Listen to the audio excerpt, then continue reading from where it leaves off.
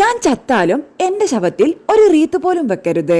Social മീഡിയയിൽ വലിയ ചർച്ചയായിക്കൊണ്ടിരിക്കുന്ന രേണുസുതിയും വളർത്തുമകൻ കിച്ചുവും തമ്മിലുള്ള വിവാദം ഇപ്പോൾ അതീവ വികാരഭരിതമായ ഘട്ടത്തിലേക്ക് കടന്നിരിക്കുകയാണ്.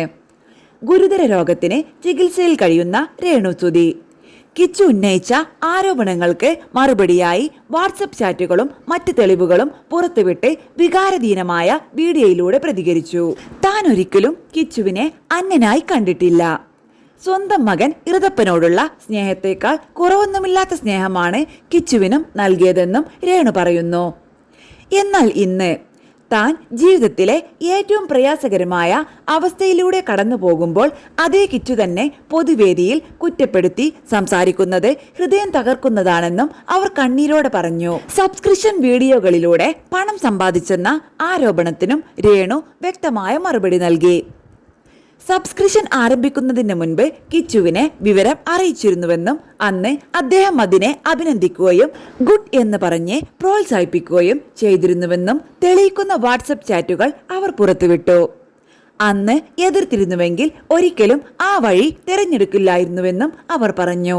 അതിലൂടെ ലഭിച്ച വരുമാനത്തിൽ നിന്ന് മാത്രമല്ല, രാത്രികൾ ഉറക്കമൊഴിഞ്ഞ് ആൽബങ്ങൾ ഒരുക്കിയും ഗൾഫ് രാജ്യങ്ങളിൽ പരിപാടികൾ നടത്തി സമ്പാദിച്ച പണത്തിലും കിച്ചുവിന് പങ്ക് നൽകിയിട്ടുണ്ടെന്നും അത് സ്വീകരിച്ചിട്ടുള്ളതിന്റെ തെളിവുകൾ തന്റെ കൈവശമുണ്ടെന്നും രേണു വെളിപ്പെടുത്തി. കിച്ചുവിന്റെ ഇപ്പോഴത്തെ നിലപാടിന് പിന്നിൽ മറ്റൊരാളുടെ സ്വാധീനമാണെന്നും രേണു ആരോപിച്ചു.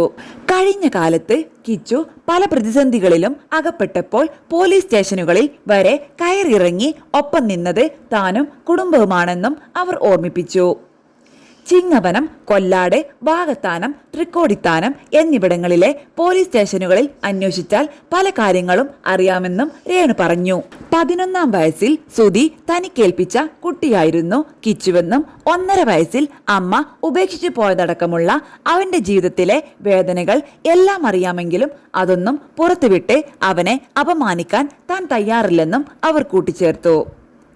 തന്റെ ആരോഗ്യനിലയെക്കുറിച്ചും രേണു മനസ്സു തുറന്നു.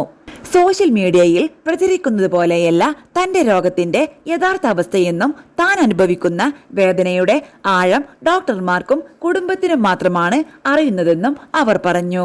ചികിത്സയുടെ ഭാഗമായി മനസ്സ് വിഷമിപ്പിക്കരുതെന്നാണ് ഡോക്ടർമാർ നിർദ്ദേശിപ്പിച്ചിരിക്കുന്നത്. എങ്കിലും തുടർച്ചയായ ആരോപണങ്ങളും അധിക്ഷേപങ്ങളും മാനസികമായി തളർത്തുകയാണെന്നും അവർ വ്യക്തമാക്കി.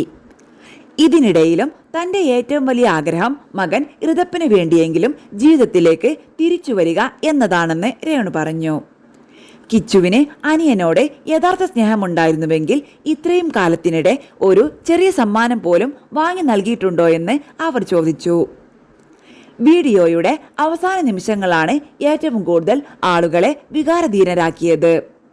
കൈകൂപ്പിയും കരഞ്ഞുകൊണ്ടും രേണു പറഞ്ഞ വാക്കുകൾ ഇങ്ങനെ: ഇനി എന്റെ പേര് പറഞ്ഞ് ആരും സംസാരിക്കരുത്. കിച്ചുവിനെ കുറിച്ചുള്ള എന്റെ അവസാന വീഡിയോയായിരിക്കും ഇത്. എന്നെ ദയവായി വെറുതെ വിടൂ. ഞാൻ മരിച്ചാലും എന്റെ ശവം കാണാനും അവൻ വരരുത്. ഒരു റീത്ത് പോലും എന്റെ ശരീരത്തിൽ വെക്കരുത്. ഈ വാക്കുകൾ സോഷ്യൽ മീഡിയയിൽ വലിയ ചർച്ചകൾക്കും പ്രതികരണങ്ങൾക്കും വഴിവെച്ചിരിക്കുകയാണ്. ചിലർ രേണുസുതിക്ക് പിന്തുണ അറിയിക്കുമ്പോൾ മറ്റു ചിലർ കിച്ചുവിന്റെ ഭാഗവും കേൾക്കേണ്ടതുണ്ടെന്ന് അഭിപ്രായപ്പെടുന്നു. ആരോപണങ്ങളും മറുപടികളും തുടരുന്ന ഈ വിവാദം ഇനി ഏത് വഴിയിലേക്ക് നീങ്ങുമെന്നതാണ് എല്ലാവരും ഉറ്റുനോക്കുന്നത്.